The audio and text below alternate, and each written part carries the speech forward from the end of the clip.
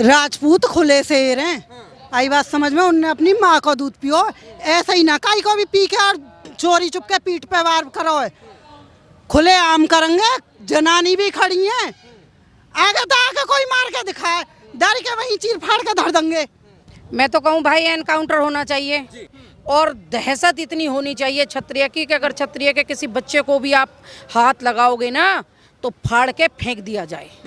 जाने इतना बड़ा जुल्म ढा दियो, वो फिर भी खुला घूम रहा है।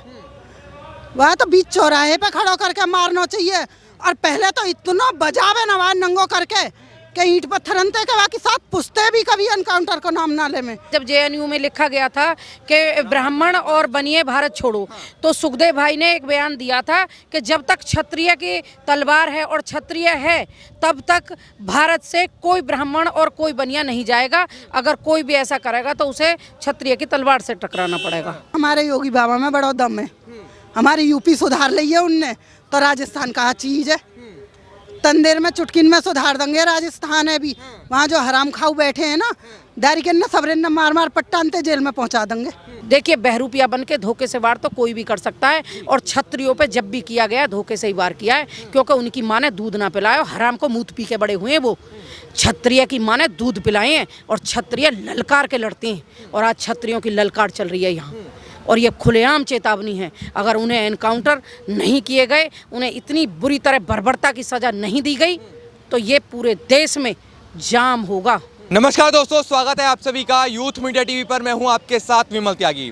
राजस्थान में कुछ दिन पहले एक घटना होती है, जो जिसने इस घटना के बारे में सुना और देखा वो दंग रह गया कि आखिरकार ये हत्या क्यों हो रही है।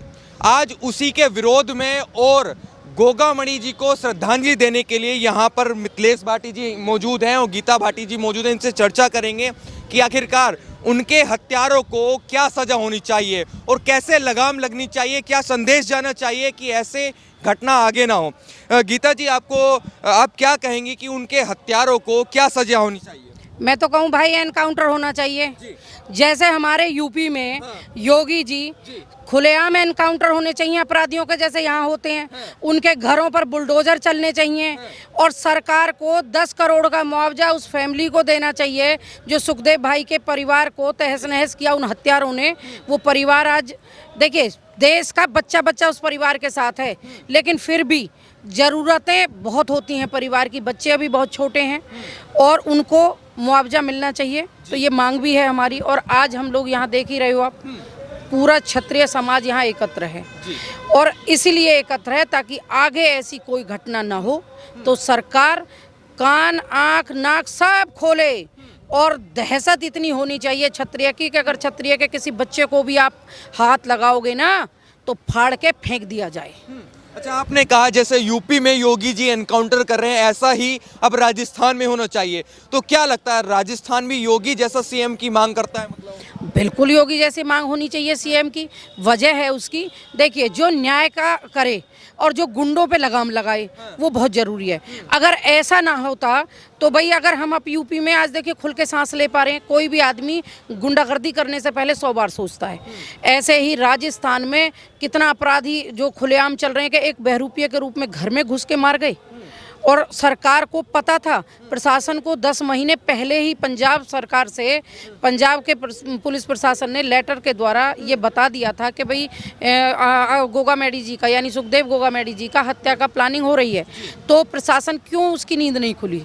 क्या षड्यंत्र में शामिल था जो उनको पता नहीं चलता?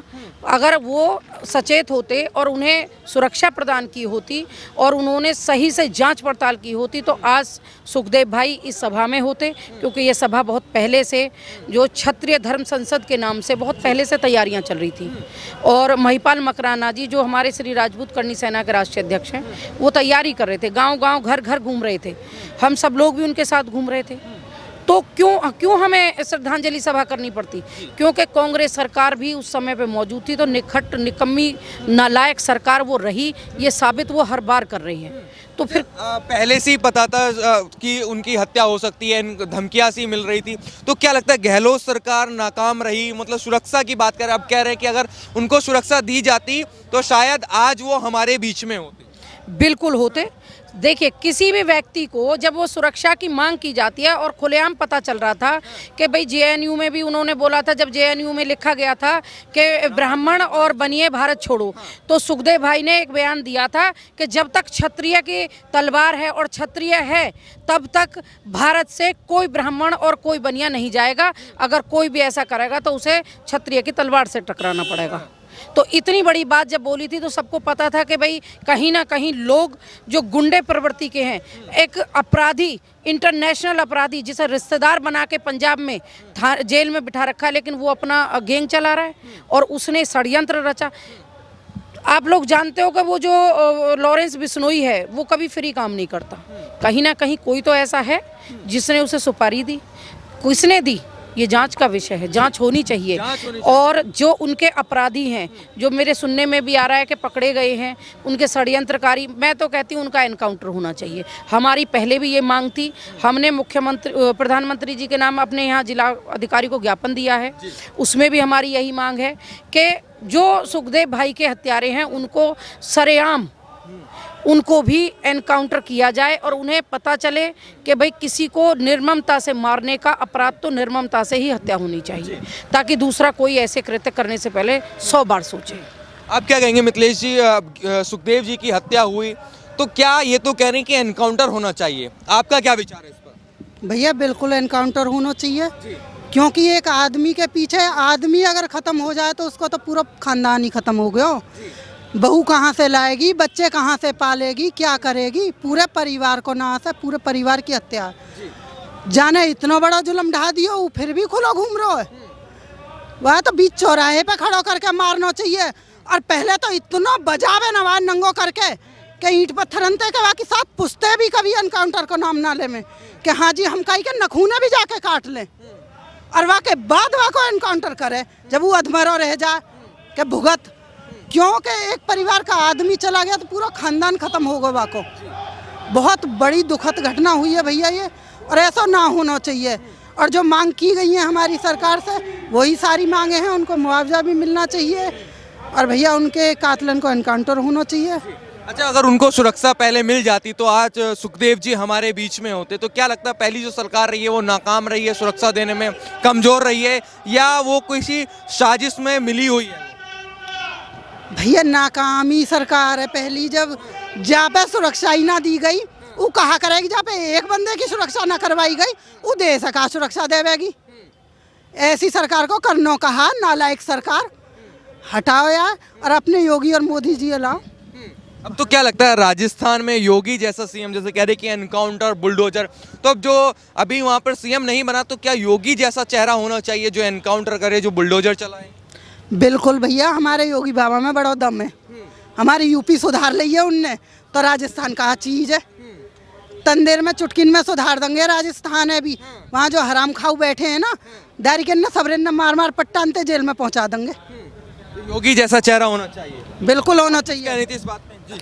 देखो योगी जैसा चेहरे का मतलब ये नहीं होता है, कई लोग दौड़ में हैं जो अच्छा हो, जो योगी जैसे कार्य करे। जैसे योगी ने यूपी को सुधारा, वहाँ चाहे वो महिला हो चाहे वो पुरुष हो, लेकिन वही मुख्यमंत्री हो जो योगी की तरह कार्य करे, सही तरीके से वहाँ क्राइम को ख़त्म करे।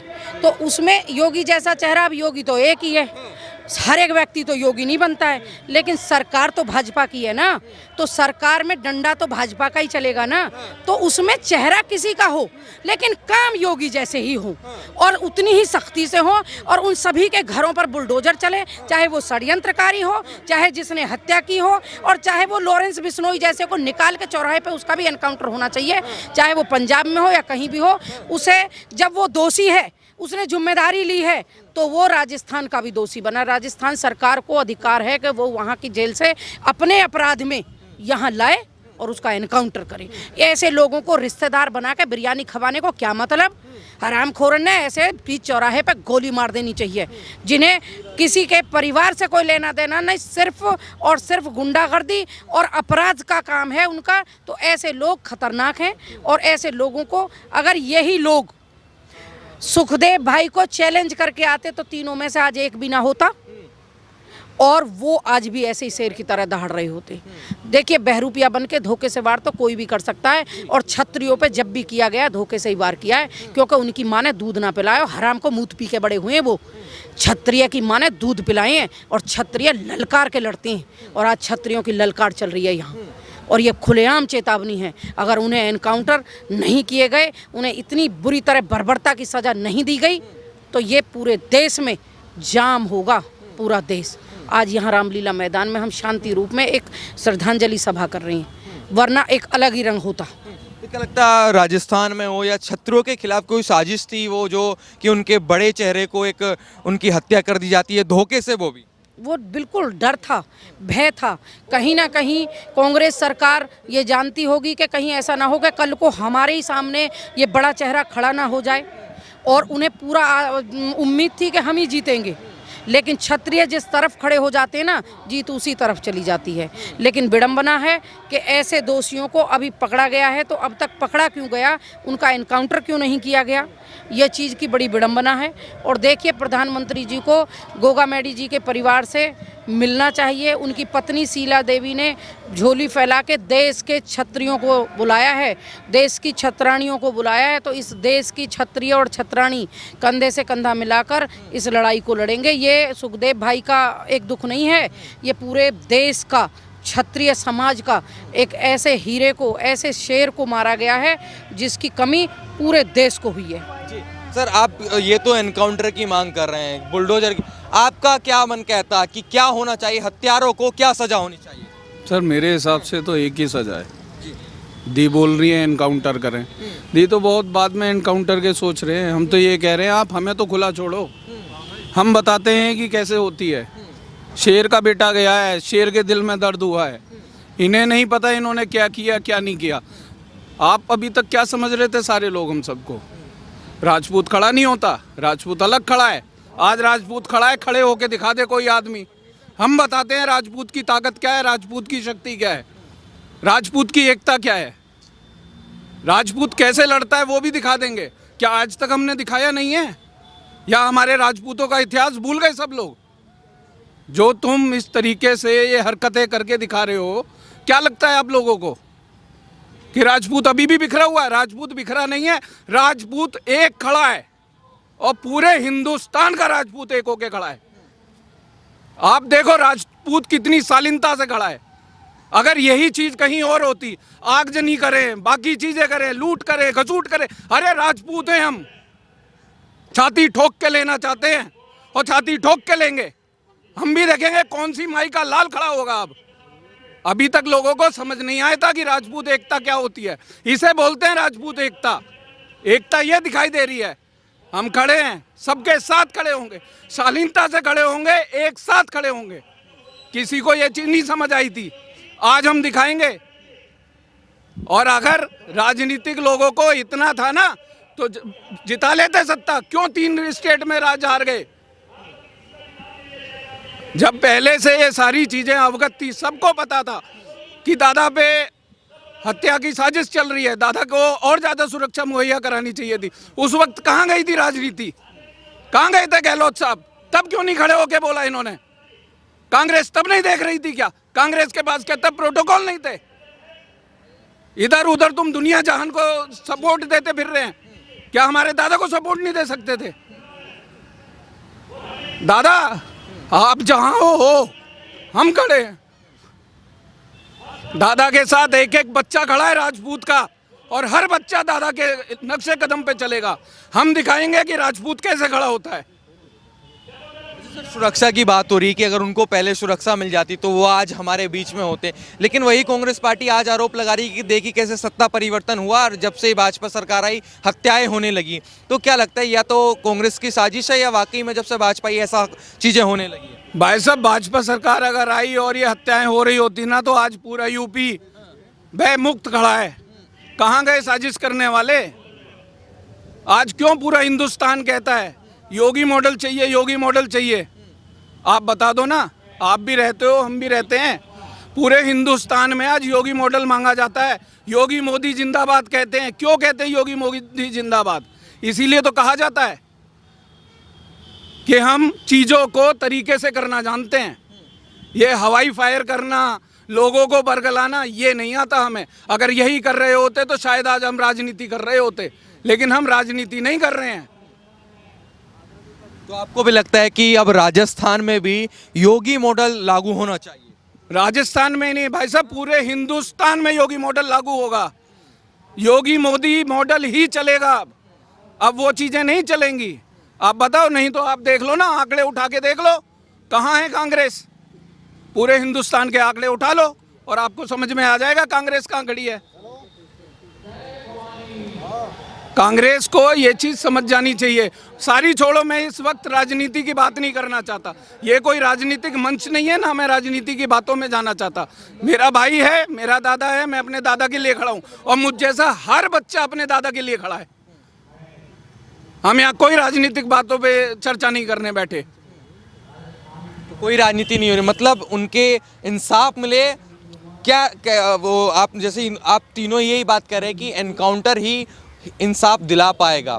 उनको सजा मिले, अपराधियों को सजा मिले, एनकाउंटर हो, उनके घर पे बुलडोजर, तभी उनको इंसाफ मिल पाएगा। भाई साहब, आप दूसरे की छोड़ के मैं आपसे एक क्वेश्चन करता हूँ, या जितनी जनता खड़ी है सबसे करता हूँ। आज यूपी मॉडल क्यों गाया जा रहा है? भय मुक्त बनाया क्यों गया है? यूपी में क्या है? यही तो बोला गया। आज यूपी में कैसे खड़ा किया है? आज यूपी के जितने भी बदमाश लोग हैं क्यों नहीं है सामने? योगी जी ने यही तो खड़ा किया, भय मुक्ति तो बनाया है। हमें भी तो भय मुक्ति बनाना है, बस उसी मॉडल को चालू रखना है।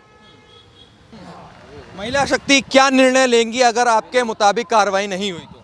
देखिए, मैं श्री राजपूत करणी सेना के राष्ट्रीय महासचिव भी हूँ। जो हमारे राष्ट्रीय अध्यक्ष महिपाल मकराना जी और आज यहाँ बहुत संगठनों के राष्ट्रीय अध्यक्ष आए हुए हैं, पूरे राष्ट्रीय प्रतिनिधिमंडल आया हुआ है। आज हम भावपूर्ण श्रद्धांजलि अर्पित कर रहे हैं। उसके बाद में 72 घंटे पुलिस को दिए गए थे, अभी उन्होंने पकड़ा है।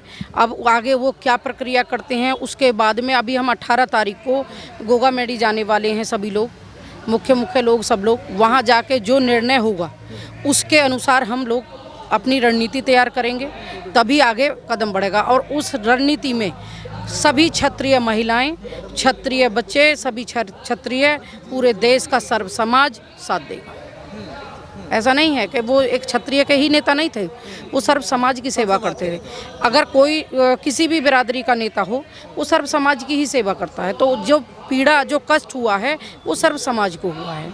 तो सर्व समाज साथ मिलके, और देखिए हमारे जो जहाँ पे 18 तारीख में बैठ के जो निर्णय होंगे, उस निर्णय के अनुसार ही रणनीति तैयार की जाएगी और हम आगे कदम बढ़ाएंगे। ऐसा तो नहीं है कदम पीछे हट जाएंगे किसी राजनीतिक दबाव में आके? फिर तो राजपूतों को कोई समझा ही नहीं। अरे विमल भैया, राजपूत खुले शेर हैं। आई बात समझ में? उनने अपनी माँ को दूध पियो, ऐसा ही ना काई को भी पी के और चोरी चुप के पीठ पे वार करो। खुले आम करेंगे, जनानी भी खड़ी हैं, आगे तो आगे कोई मार के दिखाए, डर के वहीं चीर फाड़ के धर देंगे, फिर पूछेंगे हम क्या, बताओ क्या हुआ है। ठीक है ना? तो यह बात है तो रह नहीं दो, ऐसा ना कि कदम पीछे हट जाएंगे। कोई कदम पीछे ना हटावे। राजपूत अपनी मस्त चाल में रहे, खुलो शेर है, जहाँ भी जाएगा खुलेआम जाएगा। और जो उनने नालायक ने करो है ना, यूँ पीठ में बैठ के चुपचाप, अगर खुलेआम आते तो शायद उनकी बोटी भी ना पाती। यह बातें भी ध्यान रखियो। क्या कदम पीछे नहीं? बहुत बढ़िया। राजपूत का भी कदम पीछे नहीं रखता, चाहे गर्दन कटे या कुछ भी हो। जो आगे बढ़ गए वो बढ़ गए, ऐसा कुछ नहीं होता है। और ये आप जानते हैं, और सारी देश की मीडिया ही नहीं, पूरे इतिहास उठा के देख लीजिए। राजपूतों ने अगर कदम बढ़ाए हैं तो कुछ करके ही पीछे हटाए होंगे, कभी कदम नहीं हटाए। कदम पीछे हटाने का मतलब ही नहीं होता। आपको बता दिया, प्रतिनिधिमंडल वहाँ बैठेगा, चर्चा होगी और रणनीति तैयार होगी कि उसमें क्या किया जाए।